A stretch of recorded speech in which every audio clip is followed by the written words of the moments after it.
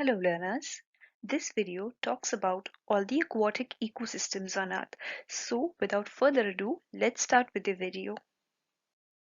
So let's begin with first, what is an aquatic ecosystem? Aquatic ecosystems are basically any ecosystem which consists of a water body. The water body could be of various types like ponds, lakes, rivers, streams, oceans, you name it. But basically, it can be divided into two main types. The first one is your marine, and the second one is a freshwater ecosystem. The following diagram shows what a marine ecosystem looks like. It consists of various parts starting with the water. Of course, the water is also divided into various parts, like the topmost portion where the sunlight reaches very easily, and then there is the bottommost portion where there is much less penetration of sunlight, and then there is the shore, which is more or less nearby the land, and also pretty transitional zones in between where different kinds of organisms can co-inhabit together. So we'll all learn about these in the further slides. The first type of our aquatic ecosystem is a marine ecosystem. Marine ecosystems are supposed to be one of the world's most biggest ecosystems, covering around 71% of the Earth's surface area, and it has 97% of our planet's water. It contains a lot of organisms, and along with the organisms, there is a lot of dissolved minerals and salts also contained in the marine ecosystem. Marine ecosystem examples are your open oceans, the ocean floor ecosystems, the profundal zone of the oceans, the benthic bottom of the oceans, intertidal zones, estuaries, coral reefs, salt marshes, mangrove forests, as well as hydrothermal vents. Hydrothermal vents are these deep ocean vents where some particular chemosynthetic bacteria can only survive. The given diagram depicts a marine ecosystem which can be divided into basic two types. The first one is photic zone and the second one is your aphotic zone. So photic zone is the zone till where the sunlight can reach into the ocean, and aphotic zones are those zones where there is no penetration of sunlight. The abyssal zone is where there is a region of total darkness. Then there is something called the pelagic zone. This is the region of open water or open ocean. Then there is something called a continental shelf, which is very nearby the land. And then there is an intertidal zone, which is the zone of the difference between the high tide and the low tide. There is a neritic zone, which is very much near to the coast, and the ocean zone, also called the open ocean zone, which is home to thousands of zooplanktons and phytoplanktons, which make up for the basis of all marine food chains, and the benthic zone, which is kind of the ocean floor. The ocean floor consists of organisms that are crawlers or the bottom dwellers, and all of these organisms existing in the various parts uh, of a marine ecosystem are in harmony with each other. And this, as you can see, is an example of a hydrothermal vent where even the chemosynthetic bacteria can survive.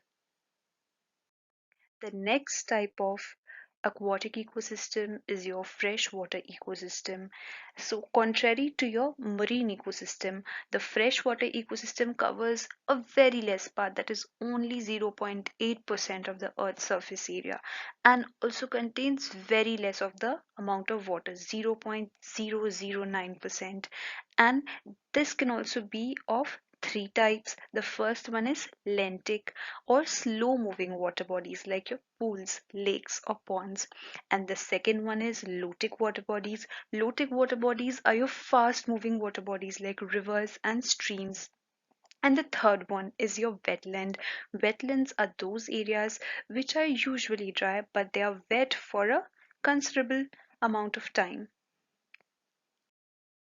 This diagram depicts ponds and lakes. which is an example of your freshwater ecosystem. As you can see, even over here, there is something called a limnetic zone as well as a littoral zone. Once again, what is the littoral zone? Littoral zone is the area of shallow water, and it absorbs maximum amount of sunlight and consists of a diverse community. And all of the eggs and larvae of aquatic organisms are usually found in the littoral zone. It also consists of various animals. It houses various animals like your snakes, turtles, ducks, etc. And the limnetic zone is the open surface water, which is well lighted, and predominantly the planktons and fishes are found in the limnetic zone. Then comes your profundal zone or the aphotic zone. Aphotic means there is no light reaching up to this surface. Thus, this region is cold and dense, and very little light also reaches this area. Thus, only the decomposers are found in this region. This region is the photic zone. Till here, the sunlight can reach. And then there is the benthic zone or the ocean bottom. Very little organisms are found in this area, and it is basically consisting of your scavengers and decomposers. So whatever organisms die, it falls into the ocean bottom, and the decomposers and scavengers feed on them. And various crustaceans, protozoa, etc. are also found in this region. Now, there is also another type of ecosystem called artificial or human-made ecosystems. These are all the ecosystems that are maintained artificially or even made by human beings by the addition of energy and by planned manipulation. Thus, there is a natural balance which is being disturbed in regular intervals.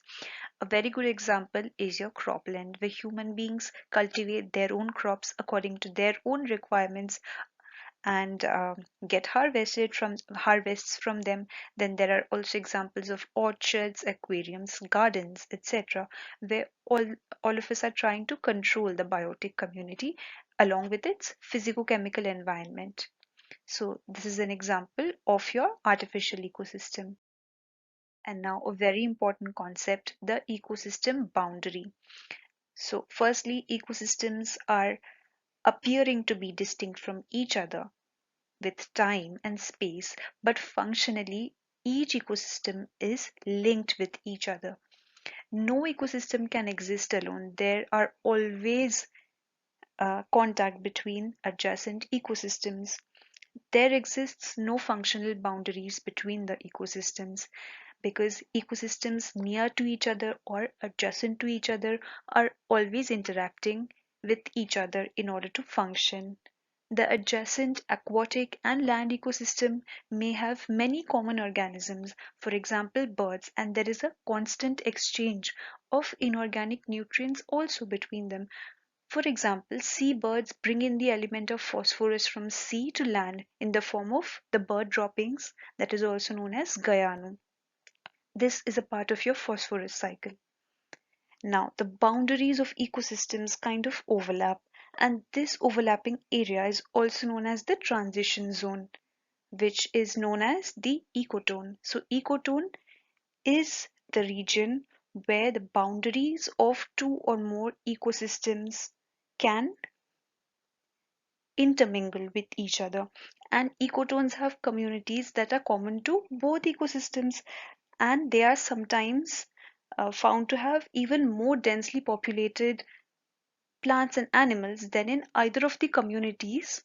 So, this thing is also known as your edge effect. Edge effect means the boundaries of ecosystem contain even more amount of organisms than both the ecosystems contain separately.